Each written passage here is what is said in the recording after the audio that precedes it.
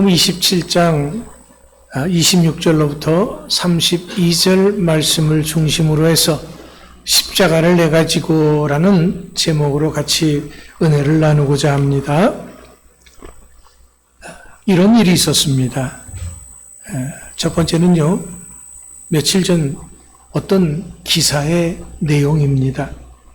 신인상 받고 참석했던 미녀 개그우먼 18년 만에 충격 근황이라고 하는 기사가 있었습니다. 김주연이란 개그우먼은 신당을 2022년에 차렸다고 했습니다. 그러면서 그렇게 된 계기를 설명을 합니다. 어느 날 갑자기 반신마비가 왔다라는 거죠. 얼굴부터 다리까지 오른쪽 몸 전체가 움직이지 않았습니다. 큰 병원에 가서 검사라고 하는 검사는 다 받았는데 모두 정상입니다. 의사도 그 원인을 모르겠다는 겁니다. 그래서 그는 평생 이렇게 살아야 되나 싶었다는 것이죠. 2년 정도 하혈도 했다고 했습니다. 처음에는 이게 무슨 병인지 몰랐는데 나중에 알게 된 것이 이게 신병이다라는 거죠. 그러면서 그는 무당을 찾아가서 이제 신을 내린 굿을 받고 무당이 되어졌다라는 거예요. 그래서 지금은 무속인으로서의 삶을 살고 있다라는 그런 기사를 보았습니다. 자, 또 한 사람의 이야기입니다. 서면에 있는 우리 교단의 개척교회인 주은교회라는 교회가 있습니다. 박선옥 여자 목사님이 목회를 하고 계시는데요. 이분의 아버지가 원불교 지역 교구장이었다고 합니다. 할아버지는 그보다 더 큰 직급으로 경기도 전체를 관장하는 분이었다고 합니다. 그런데 이런 집안에서 고등학교를 졸업하고 영어를 아주 잘해서 선생님의 추천으로 무역회사를 취직을 했다고 합니다. 이제 갓 졸업한 신분으로 영어로 전화를 받고 바이어 상담까지도 진행을 할 정도로 뛰어났다고 합니다. 이렇게 잘 회사를 다니던 중 몇 달이 지나서 잠시 집에서 쉬게 되었는데 그 뒤로 일어나지를 못했다는 거예요. 물론 병원 가서 검사를 받았지만은 이분 역시 몸에 아무런 이상이 없었다고 합니다. 몸은 점점 말라 들어가서 꼼짝 못하게 되었는데 교회 권사님이 찾아오셔서 예수 믿으라고 강권했지만은 뿌리쳤다고 합니다. 그럼에도 불구하고 그 누구도 자신을 돌보지 않았는데 권사님은 산송장 같은 자신을 돌봤다고 합니다. 매일같이 예배 드려주고 기도해 줬습니다. 그렇게 장장 3개월 동안을 해 주셨다고 합니다. 그러던 중에 이제 그도 예수를 믿게 되고 기도하던 중 빛 가운데서 말씀하시는 주님을 만나게 되고 씻은 듯이 회복되어져서 지금은 목회자의 길을 가고 있습니다. 자, 이 두 사람의 사연의 어떤 공통점이 뭘까요? 이 두 사람은 똑같이 알 수 없는 이 질병의 고통을 당했다는 것입니다. 하지만 이 둘은 자신의 의도와는 전혀 다른 길을 가게 된 것을 보게 됩니다. 우리도 살다가 보면은 의도치 않는 이상한 일에 얽히는 경우가 있습니다. 어떤 일에 나의 의지와는 전혀 상관없이 얽히는 것이죠. 그것도 아주 고약스럽게 말입니다. 이럴 때 그가 어떻게 하느냐에 따라서 그 인생은 완전히 달라지게 되는 것입니다.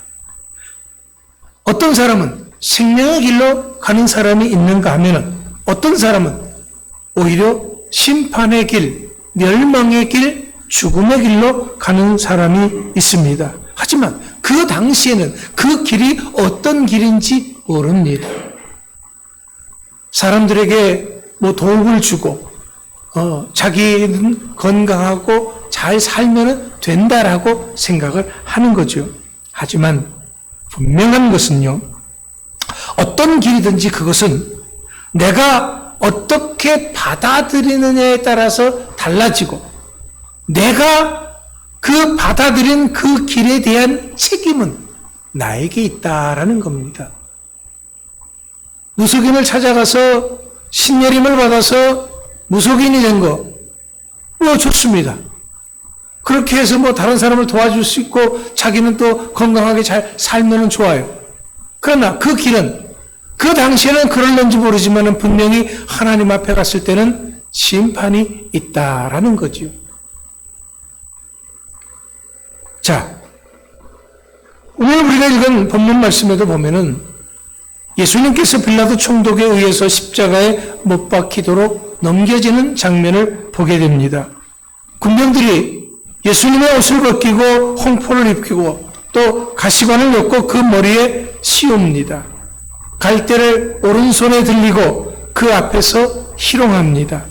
그리고 다시금 홍포를 벗기고 입던 옷을 입히고 골고다 언덕 위에서 십자가에 못 박기 위해서 끌고 나갑니다. 하지만 예수님은 지난밤 한숨도 주무시지 못했습니다. 쉬지 못했습니다. 새벽같이 몇 차례 이쪽 저쪽을 끌려다니면서 재판을 받고 채찍과 매질을 당했습니다. 또 마지막에는 이렇게 십자가를 지고 가다가 이제 길에서 죽을 지경이 되었습니다. 바로 이때 군인들이 지나가는 한 사람을 붙잡아 억지로 예수님이 지고 가던 그 십자가를 지워 가게 합니다. 그러면 이렇게 억지로 십자가를 지게 된 사람이 누굽니까? 이 사람이 바로 시몬이라고 하는 사람입니다. 이 사람이 고향이 구레네라고 하는 곳입니다. 시몬의 입장에서 보면은 아닌 밤중에 홍두깨라고 너무나도 날벼락 같은 일입니다. 가만히 생각해 보세요.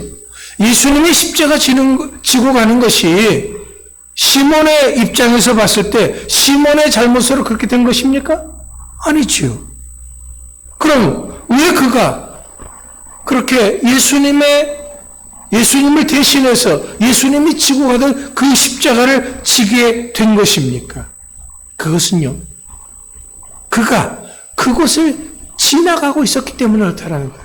예수님의 십자가 지고 가는 바로 그 상황, 예수님이 쓰러지고 넘어지고 하는 바로 그 상황, 그가 거기에 있었다라는 거죠. 그리고 그가 구레네 사람이었다라는 겁니다.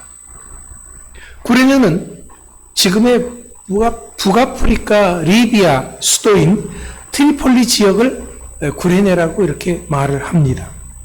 그렇다면 구레네 사람이 된 것이 무슨 죄가 있는 것입니까? 단지 그는 아프리카 사람이었다는 것입니다. 문제는 그 당시에 많은 상당수의 노예들이 아프리카 사람이었다라는 거죠. 흑인들이었다라는 겁니다. 그러다 보니까 이 총독은 자유인인 시몬을 노예로 알았던 겁니다. 노예가 구경 나온 걸로 그렇게 생각을 했던 겁니다. 왜? 그때 노예들은, 이 로마 군인들은 마음껏 부릴 수가 있었던 것이죠. 그래서 이 좀 피부가 검은 시몬을 붙잡아서 예수님의 십자가를 대신 지게 만들었던 것입니다. 그리고 이런 구레네 시몬에 대한 이야기는 복음서에서는 더 이상 없습니다.